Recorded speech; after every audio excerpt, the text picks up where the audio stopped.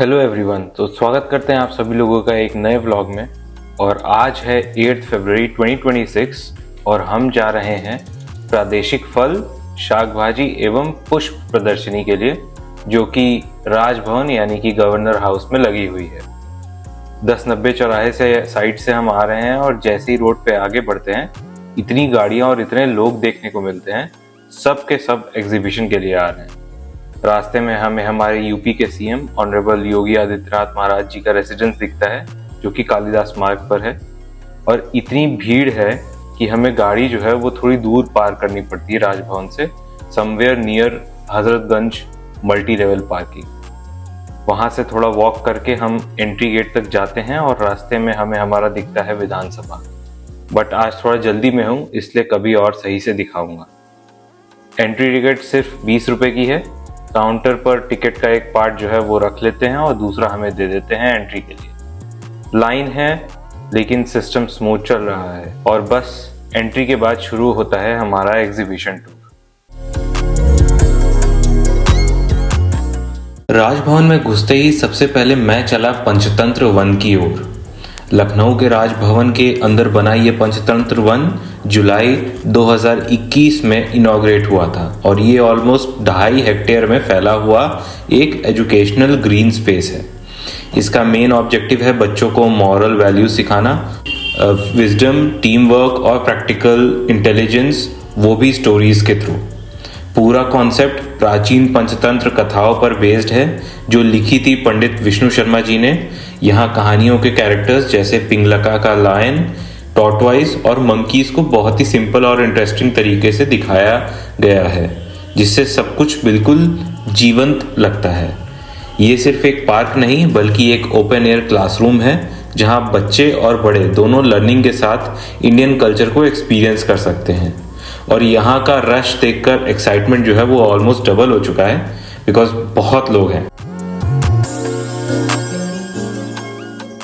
तो अब हम जा रहे हैं एक्चुअल फ्लावर एग्जीबिशन की तरफ। आप देख सकते हो कितनी भीड़ है यहाँ पर, पूरा ग्राउंड भरा हुआ है। आप देख सकते हैं सेंटर में भारत माता की एक भव्य मूर्ति स्थापित है, हाथ में तिरंगा, पास में शेर और पीछे फूलों से सजा हुआ भारत का नक्शा। पूरी बैकड्रॉप फ्रेश फ्लावर्स और ग्रीनरी से डेकोरेट की गई है, जो फ्लावर एग्जीबिशन का मेन हाईलाइट लग रही है। नीचे छोटा सा फाउंटेन इफेक्ट और वाइट फ्लावर कारपेट इस पूरे सेटअप को और भी रॉयल बना रहा है। दोनों तरफ बड़े बड़े डेकोरेटिव चक्रा स्टाइल स्ट्रक्चर्स लगाए गए हैं जो थीम को और मैजेस्टिक बना देते हैं।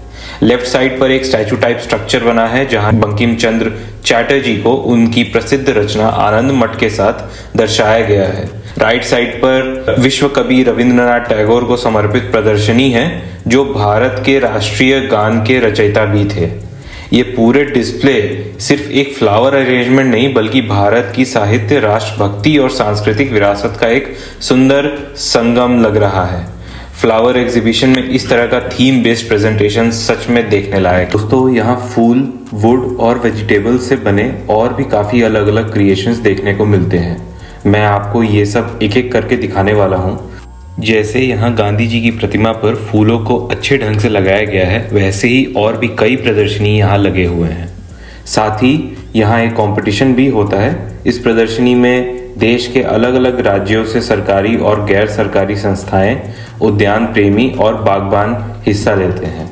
उत्तर प्रदेश शासन के सहयोग से अलग अलग कैटेगरीज में प्रतियोगिता होती है, जिसमें काफ़ी लोग पार्टिसिपेट करते हैं। तो चलिए एक एक करके इन क्रिएशंस का आनंद लेते हैं।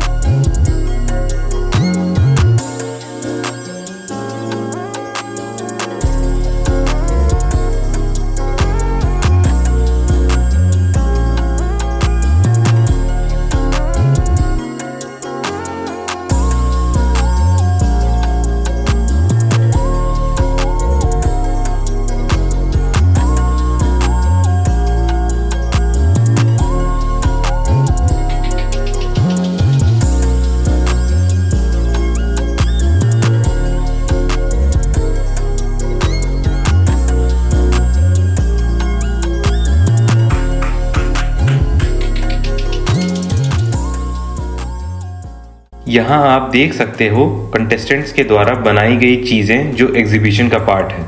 हर डिस्प्ले के साथ कंटेस्टेंट का आईडी और उनकी बेसिक डिटेल्स भी मेंशन की गई है। डिफरेंट कैटेगरीज भी अवेलेबल हैं, तो सबको एक्सप्लोर करना मत भूलना। So let's check out those amazing creations.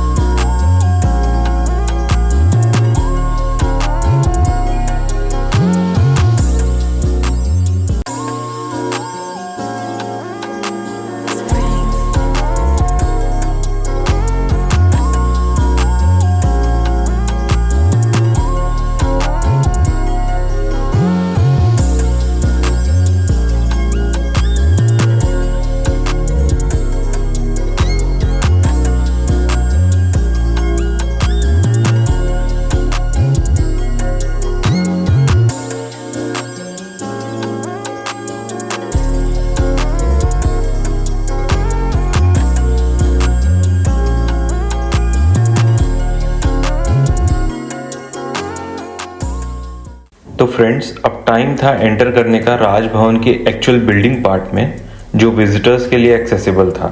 Honestly मुझे बिल्कुल भी एक्सपेक्टेड नहीं था कि हमें गवर्नर के मेन प्रेमाइसेस बिल्डिंग के अंदर एंट्री मिलेगी, बट यस, हमें प्रॉपर एक्सेस मिला।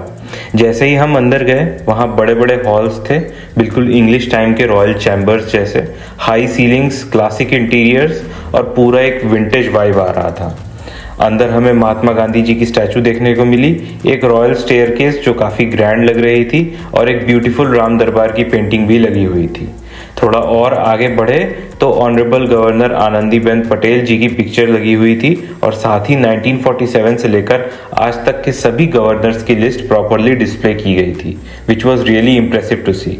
और एग्जीबिशन का एक मेजर अट्रैक्शन बाहर बिल्डिंग के सामने भी था, एक military vehicle display. Soldier uniform में व्हीकल के ऊपर पोजीशन थे, कैमोफ्लेज नेटिंग लगी हुई थी, और काफ़ी लोग, फैमिलीज और बच्चे उसे क्लोजली देख रहे थे, फोटोज ले रहे थे। पूरा एनवायरनमेंट एनर्जेटिक और एंगेजिंग था।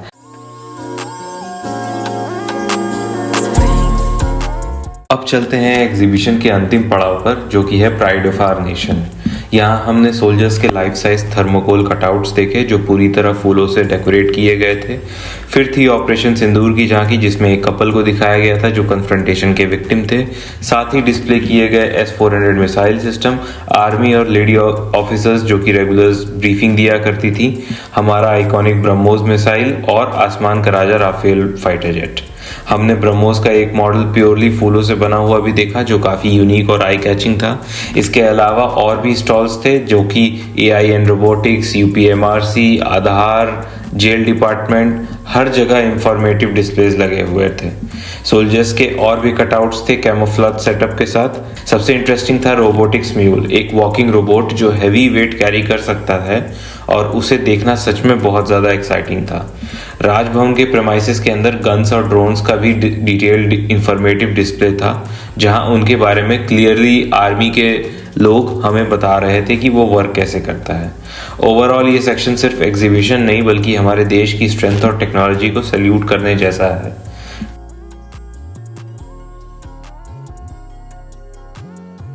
तो इसी के साथ हम एंड करते हैं आज का ये व्लॉग, जहां हमने आपको दिखाया एक ब्यूटीफुल फ्लावर एग्जीबिशन और राजभवन का अमेजिंग एक्सपीरियंस।